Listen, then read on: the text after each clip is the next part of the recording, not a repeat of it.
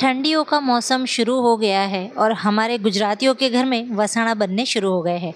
वसाणा यानी एक तरह का ऐसा खाना या पकवान जिसे हम हर सर्दियों में बनाते हैं। आप में से कुछ लोग ज़रूर से बनाते होंगे, जो लेडीज़ के लिए काफ़ी अच्छा होता है, ख़ास करके कमर दर्द, जोड़ों का दर्द, इन सभी तकलीफ़ों में आपको ठंडी में इसे खाना ज़रूर चाहिए। तो चलिए फटाफट से बना लेते हैं। यहाँ पर मैंने गेहूँ का आटा लिया है, गेहूँ का दरदरा आटा लिया है, यानी जिसे हम दानेदार आटा कहते हैं, भाखरी वाला, वो भी लिया है, और साथ में 1 चम्मच बेसन। मैंने यहाँ पे गेहूँ का आटा 500 ग्राम में थोड़ा सा कम यानी 450 ग्राम लिया था। 50 ग्राम मैंने इसके अंदर गेहूं का दरदरा आटा डाला था और 1 चम्मच मैंने सिर्फ बेसन डाला था। वज़न से सारी चीज़ें ली थी। उसके बाद मैंने इलायची को कूट के ले लिया था। इस तरह इलायची को कूटने के बाद आप इसके छिलके हटा दीजिएगा और सिर्फ दाने हमें लेने हैं। तो दानों को हम अच्छे से कूट कर ही पीस लेंगे। अगर आपके पास यहाँ पर इलायची का पाउडर हो तो ज़्यादा अच्छा रहेगा। तो मैं इसे कूट के साइड में रख दूंगी। अब ये है बत्रीसू। आज हम बत्रीसू बना रहे हैं।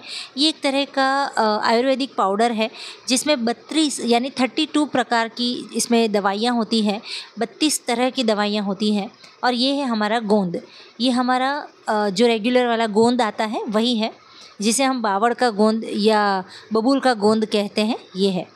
और यहाँ पर सबसे पहले हम आटे को सेकेंगे अच्छे से।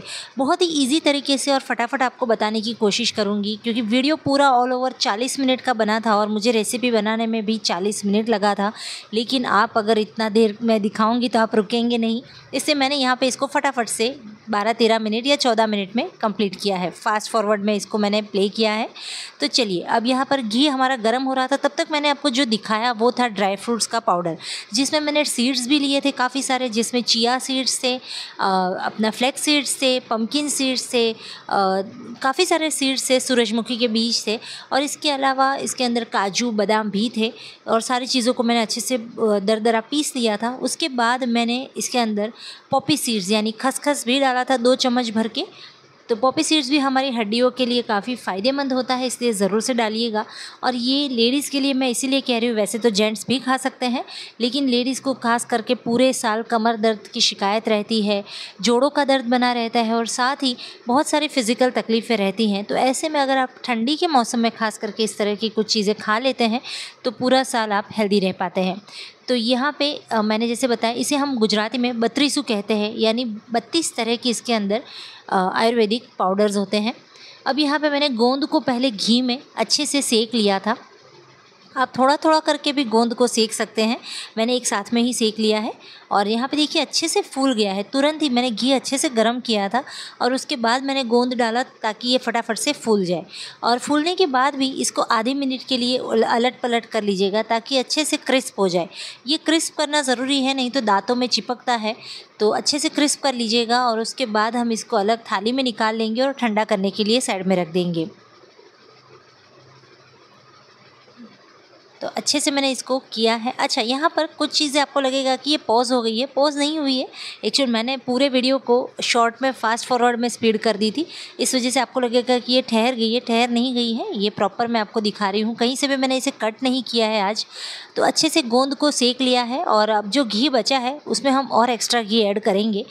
तो पहले पूरा गोंद में निकाल लेती हूँ और इसे साइड में ठंडा होने के लिए रख देते हैं। ठंडा होने के बाद इसे हम कूट लेंगे। आप जो क्या बोलते हैं उसे, दस्ता हम तो बोलते हैं, लेकिन आप क्या बोलते हैं, किसी भी चीज़ से आप इसको कूट लीजिएगा।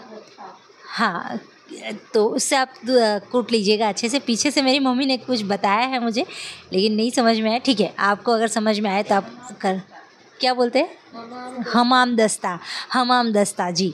अब यहाँ पर मैंने जो भी आटे लिए थे, बेसन, गेहूं का दरदरा आटा और साथ में गेहूं का नॉर्मल जो रोटी वाला आटा है वो, इन तीनों को हमें अच्छे से सेकना है। यहाँ पर बेसन ऑप्शनल है, 1 चम्मच डालेंगे तो टेस्ट अच्छा आता है, लेकिन अगर नहीं है तो स्पेशल लाने की ज़रूरत नहीं है। आप दरदरा आटा ना हो तो भी चलेगा, नॉर्मल गेहूं का जो रोटी वाला आटा होता है ना, बस उसी से करना है। अब इसमें घी भर भर के डालना है। ध्यान रखिएगा, घी हमारे शरीर के लिए बहुत ज़्यादा ज़रूरी होता है। शरीर में ल्यूब्रिकेंट बनाता है और कैल्शियम की पूर्ति करता है, बहुत अच्छा होता है हेल्थ के लिए। आजकल लोग घी कम खाना पसंद करते हैं, लेकिन आप सभी जानते हैं कि हमारे जो पूर्वज थे वो बोलते थे कि घी हमेशा खाना चाहिए, कर्ज करके भी घी लेना चाहिए, वैसा हम सुनते आ रहे हैं बचपन से। तो यहाँ पे घी हम भर भर के डालेंगे। लास्ट में मैं आपको बताऊंगी कि मैंने कितना घी टोटल इस्तेमाल किया है। मैंने यहाँ पे नाप के ही घी लिया था, लेकिन थोड़ा थोड़ा करके जैसे जैसे मुझे ज़रूरत पड़ेगी वैसे मैं डालूँगी। अब यहाँ पे आप देख सकते हैं मैंने यहाँ पे लोहे की कढ़ाई ली थी। आप कोशिश करें कि बड़ी नॉनस्टिक कढ़ाई हो अगर आपके पास, तो ज़्यादा बेटर है, क्योंकि उसमें आटा बिल्कुल भी चिपकता या जलता नहीं है। मैंने यहाँ पे लोहे की कढ़ाई ली थी और जिसका तला काफ़ी पतला है, जिसकी वजह से मुझे बार बार गैस की फ्लेम बंद करनी पड़ रही थी। आप कोशिश करें नॉन स्टिक लें। अब मैंने देखिए साथ में ही ये जो भी मैंने सीड्स और जो ड्राई फ्रूट्स का पाउडर रखा था वो भी डाल दिया है।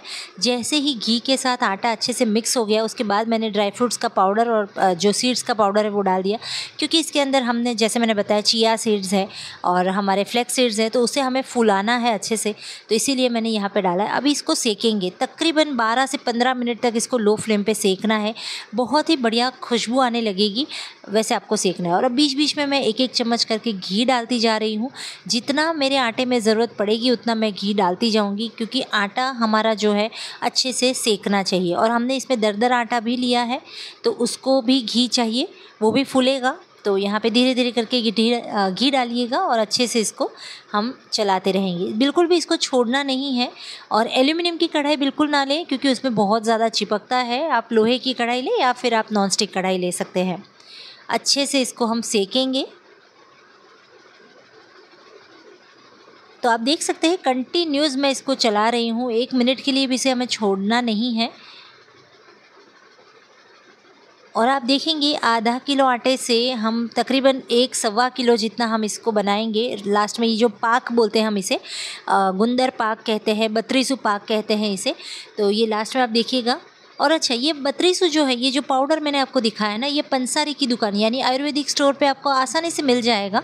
आप कोई भी आयुर्वेदिक स्टोर पे जाके कहेंगे कि मुझे बत्रीसू या इसको, हाँ हम लोग गुजराती में बत्रीसू कहते हैं। अगर हिंदी में किसी को इसका और नाम पता हो तो प्लीज़ कमेंट कर दीजिएगा ताकि और लोगों को पता चले।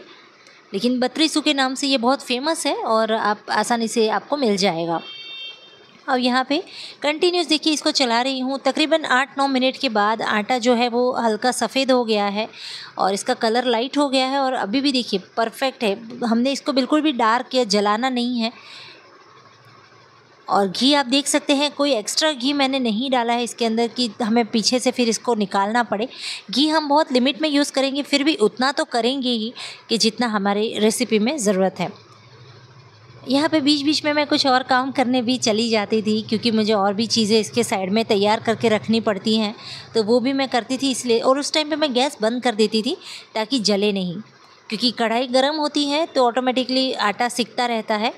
अब यहाँ पे हाँ, और एक चीज़ कि आपकी भी कढ़ाई अगर लोहे की है और पतले तले की है तो आपको भी ये टेक्निक इस्तेमाल करनी है कि बीच बीच में आप गैस की फ्लेम बंद कर दीजिए, ताकि जो कढ़ाई की हीट है उसी से आपका आटा सिकता रहे।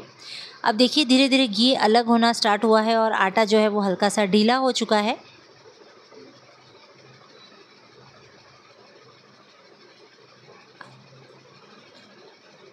अब इतनी देर में जितना हमने इसको किया ना, शुरुआत में ही हमने इसमें सारे सीड्स वगैरह का पाउडर डाल दिया था, तो जब हम बाद में इसको सेकते हैं ना तब तक हमारे सीड्स अच्छे से पक जाते हैं, सिक जाते हैं। तो अब बाद में आपको इसमें कोई भी कच्चापन महसूस नहीं होगा। ये देखिए मैंने यहाँ पे जो गोंद था जो हमने सेक के रखा था घी में, वो भी डाल दिया है और उसको कूट के डाला है ताकि उसका घी अलग ना हो। अगर आप इसे मिक्सर में पीसने जाएंगे ना तो कितना भी आप पल्स मोड़ कर लें, लेकिन इसका घी अलग होता ही है। तो कोशिश करें कि इसको आप अच्छे से कूट कर ही लें। और इसको भी मैंने डाल दिया है। और हाँ, मैंने गोंद कितना लिया है, गोंद मैंने तकरीबन 100 ग्राम लिया था। मैंने कटोरी के नाप से लिया था तो 100 ग्राम मैंने लिया है। एक आधा किलो के सामने 100 ग्राम एटलीस्ट आपको गोंद लेना है। अच्छे से देखिए गोंद ने अपना घी छोड़ा है। अब देखिए आटा कितना ढीला लग रहा है आपको, तो गोंद अपना घी छोड़ रहा है और उस वजह से आटा हमें ढीला लग रहा है। लेकिन टेंशन मत लीजिए, ये घी जो है वो वापस अपने आटे में ही चला जाएगा। कैसे जाएगा वो मैं आपको दिखाऊंगी आगे। अब ये मैं जो कर रही हूँ ना, ये मैं यहाँ पे जो तोड़ रही हूँ गोंद को, उसके जो बड़े दाने हैं उसको तोड़ रही हूँ। बाकी तो ये अपने आप ही इसके अंदर हो जाएगा मेल्ट, लेकिन फिर भी थोड़ा बहुत हम तोड़ लेंगे। और क्रंची है, खाने में भी अगर आ गया तो दांतों में नहीं चिपकेगा। अभी भी देखिए कंटिन्यूसली। अच्छा, मैंने इसको है ना 13 मिनट 12-13 मिनट पे ही मैंने गोंद डाल दिया, बाकी का 2-3 मिनट मैंने इसको ऐसे ही चलाया था। तकरीबन 15 मिनट हो चुके हैं। चलिए अब सारी चीज़ें डालेंगे। बहुत ही बढ़िया खुशबू आ रही है, पूरे घर में इसकी खुशबू फैल चुकी है। अब इसमें मैं 2 चम्मच सिर्फ कच्चा दूध डालूँगी। यहाँ पे हम इस घी को वापस आटे में मिक्स कर रहे हैं। जो घी अलग हो चुका है उसे हमें बाहर नहीं निकालना है, उसमें आटे में ही रखना है, इसलिए मैंने यहाँ पे दूध डाला है। और दूध से और एक चीज़ होगी कि ये काफ़ी अच्छा फ्लफ़ी हो जाएगा और एकदम माउथ वाटरिंग हो जाएगा ये। तो सिर्फ 1 चम्मच पहले डाला और 1 चम्मच बाद में। आप देख सकते हैं, देखिए घी पूरा गायब हो गया, तो वापस आटे में ही घी चला गया और एकदम देखिए हमारा आटा जो है वो ड्राई हो गया। तो 2 चीज़ें एक साथ में हो जाती है। ऐसा करने से आपका घी भी एब्ज़ॉर्ब हो जाता है वापस आटे में और जो एक आपको सॉफ्टनेस चाहिए वो भी मिल जाती है। अब इसमें हम मावे का इस्तेमाल नहीं कर रहे हैं, लेकिन अगर आप चाहें तो मावा ले सकते हैं। 100 ग्राम मावा आप स्टार्टिंग में ही डाल दीजिएगा। अब यहाँ पे मैंने 2 चम्मच डेसिकेटेड कोकोनट नारियल का बुरादा, साथ में 3 से 4 चम्मच मैंने यहाँ पे मिल्क पाउडर लिया है। मावे की जगह पे मैंने मिल्क पाउडर का इस्तेमाल किया है। और साथ में मैंने जो आपको बतरीसू दिखाया था वो मैंने लिया है तकरीबन 50 ग्राम जितना। 50 ग्राम के ऊपर मैंने 1 चम्मच यहाँ पे सौंठ पाउडर भी मिक्स किया था इसके अंदर। वैसे तो इसके अंदर सौंठ पाउडर आता ही है, लेकिन मैं अलग से भी थोड़ा डालती हूँ, तो मैंने 1 चम्मच और डाल दिया था सौंठ पाउडर। बाकी बतरीसू मैंने 50 ग्राम लिया है। अब सभी चीज़ों को अच्छे से मिक्स कर रही हूँ। गैस की फ्लेम फ़िलहाल मैंने बंद कर दी है क्योंकि कढ़ाई काफ़ी गर्म है और अच्छे से हमें ये सारी चीज़ों को मिक्स करना है। देखिए घी बिल्कुल भी अब आपको नहीं दिखेगा और कंटिन्यूसली इसको चलाना है। आधे किलो में ही मेरी कढ़ाई जो है वो मुझे छोटी पड़ रही थी और बार बार मुझे इसको एडजस्ट करना पड़ रहा था।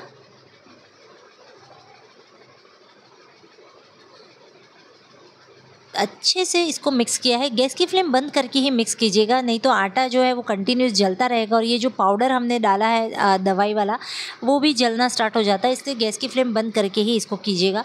अब उसके बाद 1 मिनट के लिए गैस चालू करके हम आटे को फिर से गर्म कर लेंगे, क्योंकि यहाँ पर हम इसमें अब गुड़ मिलाएँगे। हम गुड़ से बना रहे हैं, चीनी से बिल्कुल भी ना बनाएं, क्योंकि हम इसको हेल्दी बनाने वाले हैं। यहाँ साइड में मैंने थाली में घी लगा के ग्रीस करके भी तैयार करके रख दिया है और गैस की फ्लेम बंद थी तो मैं इसको 1 मिनट के लिए छोड़ सकी। फिर से मैंने गैस की फ्लेम चालू कर दी है क्योंकि मुझे आटे को फिर से गर्म करना है। मैंने यहाँ पे गुड़ जो लिया है वो आधा किलो हमारा आटा है और ऊपर से हमने जो भी चीज़ें ऐड की है वो तकरीबन, तो टोटल हमारे यहाँ पे हो गया था 600 ग्राम के आसपास आटा हमारा हो गया। यहाँ पे बनने के बाद ये 600 ग्राम के आसपास हुआ था आटा, सिर्फ घी वगैरह को नहीं गिनेंगे, सिर्फ आटा हमारा 600 ग्राम हुआ है। तो उसके सामने हमने जो गुड़ लिया है वो 400 ग्राम के आसपास लिया है। आप चाहे अगर कम मीठा खाते हैं तो आप 300 ग्राम या 350 ग्राम भी ले सकते हैं। मैंने थोड़ा सा गुड़ मेल्ट करके लिया था और थोड़ा सा मैंने टुकड़ों में लिया था।